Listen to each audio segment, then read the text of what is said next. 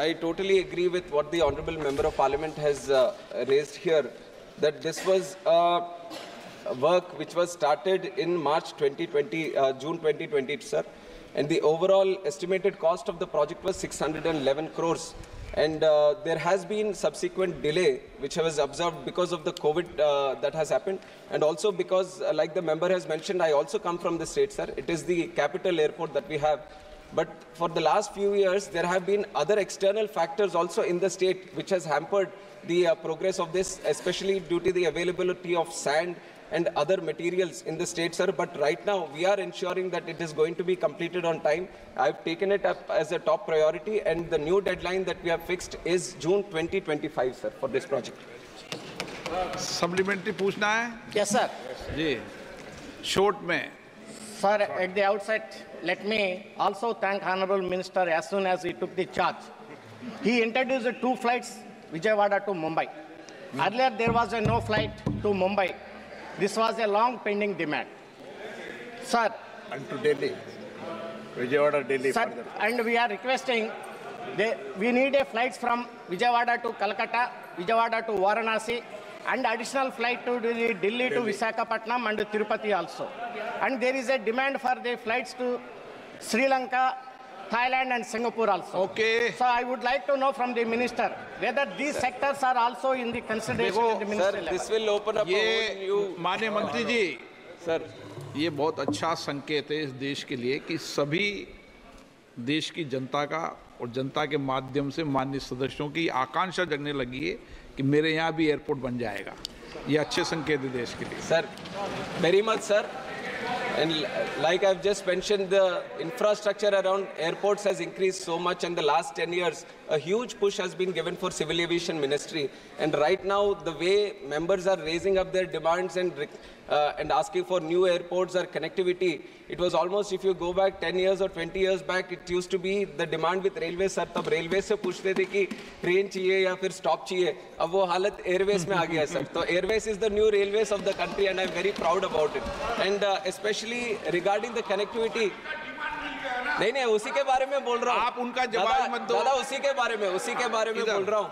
Sir, but the honourable member has mentioned about the connectivity, but let me make it clear from the ministry, sir, we don't have any direct jurisdiction which where we interfere with the connectivity of the airlines. It is entirely a demand-driven process, market-driven process, and the airlines decide which connectivity. We offer the infrastructure. अगर airlines बोलता है कि यहाँ से ये मैं वहाँ तक चलाना चाहता हूँ, तो we ensure that there is airport connectivity on both the places. But what we do, sir, because there has been a big demand from all the members कि हमें यहाँ से ये connectivity चाहिए, we are just forwarding the request to the airlines and asking them to favorably consider according to the demand of that airport, sir. Kalyan Banerjee जी, सुदीप बंदोपाध्याय जी. कल्याण जी, आपका सुदीप दादा ने छीन लिया. नहीं, सुदीप दादा, he is my leader. He is my leader. Of course, he is my leader. His preference is past. He is my leader. I am happy to see this young minister, whose father was one of my best friends in 12th and माननीय मंत्री जी सक्रिय हैं बहुत ज़्यादा. His father, Yarana Naidu, was my very dear friend. Balu was there. That was long regime back, 12th and 13th Lok Sabha. He knows it well. So my question is, Calcutta is always, or Bengal is always neglected from all corners. Why second international airport in Calcutta is not taking shape? Proposal has been taken up. Monetary allotment has been done. Space has been proposed by the state government. But why not government is initiating the proposal? One reply is being given by the government that the distance of the second airport from Calcutta has some long distance. But if the government agrees, if the people of Bengal agree, if land is available, why not this second airport international is being initiated immediately, which is the desire and expectation of the people of Calcutta and Bengal for a long time? Will the minister reply in a positive form? Thank you, sir. And I'd like to thank the honourable senior member also who has given his blessings. And especially regarding Calcutta, sir, the need is there, and definitely if the land is available and the state also supports for the construction and other, the connectivity between the two airports, the two locations that is there. And definitely we are going to take it up positively, sir. And I would request him that we'll definitely meet up after the session also. We can have a special meeting regarding the Kolkata airport, sir, and the development of the new terminal. माननीय सदस्यगणों, सबकी बहुत मांग है इस विषय पर, बहुत सारे माननीय सदस्यों के सप्लीमेंट्री क्वेश्चन आए। इस बार अगर समय बचा तो इस बार, नहीं तो अगली बार कॉल अटेंशन में लेकर इस पर सभी माननीय सदस्यों को बोलने का समय देंगे, ताकि डिटेल चर्चा हो जाए जो कुछ भी परिवर्तन हुए। शॉर्ट में पप्पू यादव जी, शॉर्ट में पूछना, एक लाइन में। मैं माननीय मंत्री महोदय से आपके माध्यम से पूछना चाहूँगा कि गृह मंत्री अमित शाह जी भी और प्रधानमंत्री जी ने भी कई बार पूर्णिया एयरपोर्ट, भागलपुर एयरपोर्ट का जिक्र कर चुके हैं कि वो खुल गया, हो गया।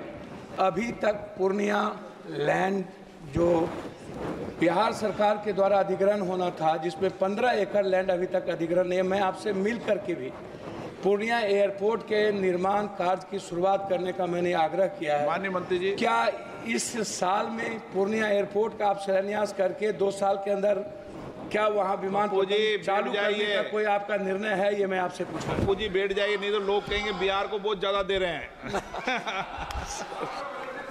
सर, माननीय सांसद जी हमसे मिल चुके हैं सर इसके, और हमारे अधिकारियों से भी उन्होंने जानकारी ली है, और जो भी थोड़ा जमीन का जो इशू था वो भी अभी सेटल होने वाला है सर। तुरंत दीपेंद्र हुड्डा जी उसमें प्रारंभ करेंगे। दीपेंद्र हुड्डा, संबित पात्रा जी, शॉर्ट में। धन्यवाद, आपने ये मौका दिया है। आपके माध्यम से मैं माननीय मंत्री जी से पूछना चाहता हूँ, पूरी इंटरनेशनल एयरपोर्ट के विषय में 2021 में इस एयरपोर्ट के विषय में there was a need which arose for the international airport in Puri, and in the year 2023 the grant for the site clearance was forwarded by the Ministry of Civil Aviation. I just want to know what is the progress in this field, because the airport is to be built in Brahmagiri Tehsil, very close to the Jagannath temple, and because of the relevance of Jagannath temple and Puri being a tourist destination, this airport is of prime importance. So I would like to know through the Honorable Speaker as to how we have progressed in this field. Thank you. Sir, Puri. Yes, yes. Okay. Sir, पूरी जो भगवान जगन्नाथ जी का क्षेत्र वाला airport है, उसके संबंध में सर, ये जो एयरपोर्ट है ग्रीनफील्ड एयरपोर्ट है सर। और ग्रीनफील्ड एयरपोर्ट जब बनता है, सबसे पहले स्टेट हमें लिखता है कि यहाँ ये ज़मीन हम तैयार कर रहे हैं कि यहाँ पे एक नया एयरपोर्ट बने।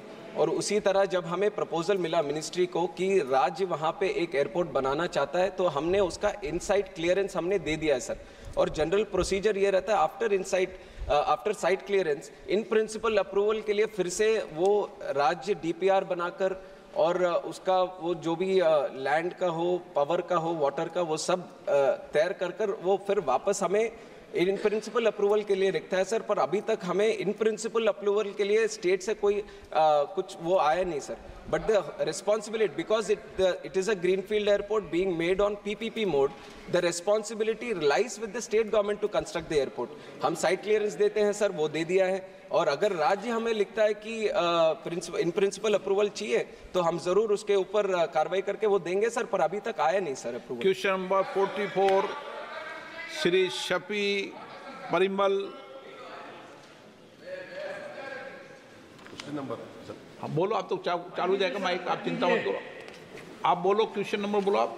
44 sir, question number 44 it's on the table of the house. माननीय सदस्य। Sir, you are an young minister. I know your answers will not be templates or copy paste. Sir, I know you will be having an intent to do something for our NRI communities. Sir, they are treated like people deported from the country by the airlines. At times, the airline prices will be 5,000 or 6,000. For the same distance during the vacation, during the season, when they come to meet their family, they are being charged 50,000, 60,000, sir, even to 85,000 for economic class. Sir, how can a 4-member family afford this? How can they come back? Sir, people at the time of their parents' death, they can't even come for their funeral, sir. It's a sad state of condition for our NRI party, sir. Something must happen. We must involve in, sir. They are not orphans. We have a government to question the airline companies, treating them very bad. So I kindly request you involve in this to take some actions regarding this. The honourable member has raised a very important question, sir, and of course I sympathize with the issues that he has flagged.